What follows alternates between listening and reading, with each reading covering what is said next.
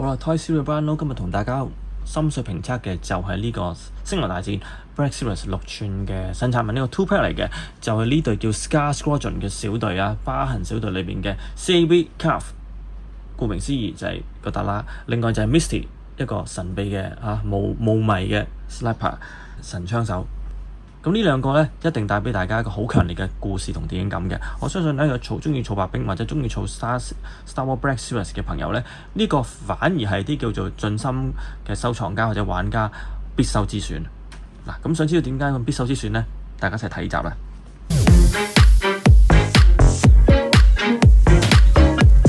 呢個小隊呢，其實就唔係佢畫面後邊嗰5個人嘅，應該 total 係7個嘅。咁唔知佢會唔會出埋啦？咁其實而家圖入邊嗰啲呢，出咗都唔知4個定係3個噶啦。咁起碼呢2個呢，就懷疑未出，不過呢個係好似係呢一個嚟嘅。Anyway 呢，講產品啦。咁呢兩個產品呢，其實呢，我又覺得冇叫做差流灘嘅。咁其實每一個呢嘅白兵都有佢嘅特點嘅，因為呢個係小隊啦，同埋中特種部隊呢，咁所以佢一定有啲個性嘅角色嘅。咁你睇翻呢一個呢，背後個我當佢叫推進器啦。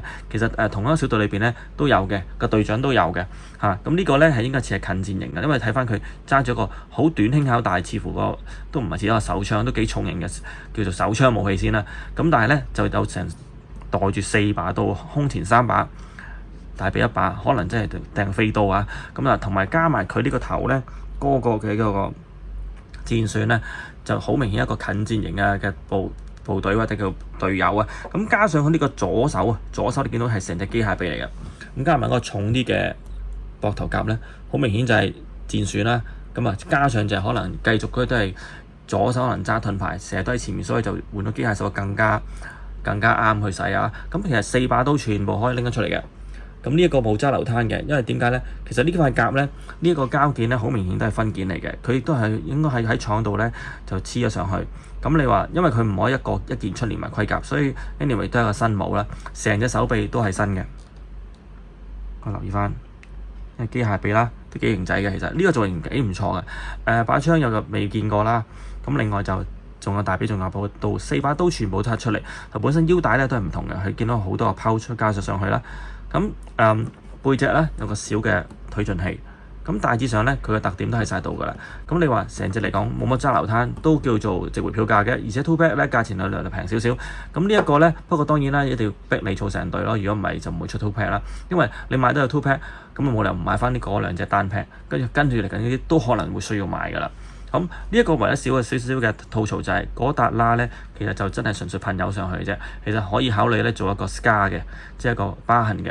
好似呢一款嘅頭盔呢，你見呢其實係重新做過雕刻嘅。我唔記得我冇介紹過呢款啦，但係 anyway 呢，暫時因為出咗段時間就唔去介紹啦。呢個你連個背脊個引擎背包都唔同嘅。好，介紹 two pack 嘅另外一位啦，叫 Misty 啦。咁呢個呢，叫 CAV 啊嚇。咁呢個呢，就係好明顯係一個 Sniper 啦 ，Misty 個名都似啦。咁呢一個呢，就其實喺雕刻上呢，就冇乜特別嘅，同埋冇舊化嘅。咁啊，當然大家加附嘅就係呢個真係部件啦，喺孩之寶嘅產品嚟講比較少有嘅部件嘅一個叫做袍啦。咁我哋即係我哋方面即係叫做隱身啦嚇，或者方面嘅掩飾啦嚇。咁睇翻佢身上面呢，其實呢都係一個普通嘅白兵嘅盔甲。咁當然呢個成個部隊所有嘅腰帶都係唔同嘅。呢一個腰帶同另外兩三個腰帶都係唔全相同。加上大髀同埋小腿呢嗰個 pouch 咧，即係袋刀仔啊，同埋袋子彈套 pouch 都係唔同嘅。咁呢一把刀都係可以掹出嚟嘅。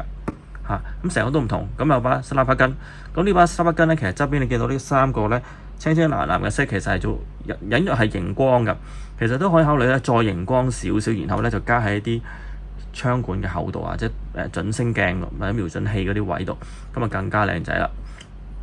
咁講到咧呢塊布咧，其實始終孩之寶嘅玩具咧有個包袱嘅，就係佢可能要入大隻連鎖店咧，可能好多要通過安全標準啦。咁所以咧，其實有部件都係好好噶啦，甚至你話有啲咁細把刀仔，其實都係一個突破嚟噶啦。因為咧，雖然佢唔尖，亦都唔吉親，但係問題佢細個啊嘛。咁但係已經係好好噶啦。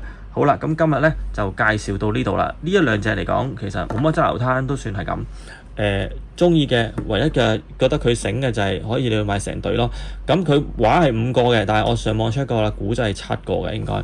咁希望佢繼續出啦。咁呢啲都好過嗰啲鑽飾嗰啲嘅，即係起碼我覺得我再喺度追落去，其實我買多一隻白冰，啲好中意白冰嘅都冇所謂，因為真係有特別嘅。好，今日到呢度，中意睇嘅唔該 like 同埋 share subscribe channel，thank you，拜拜。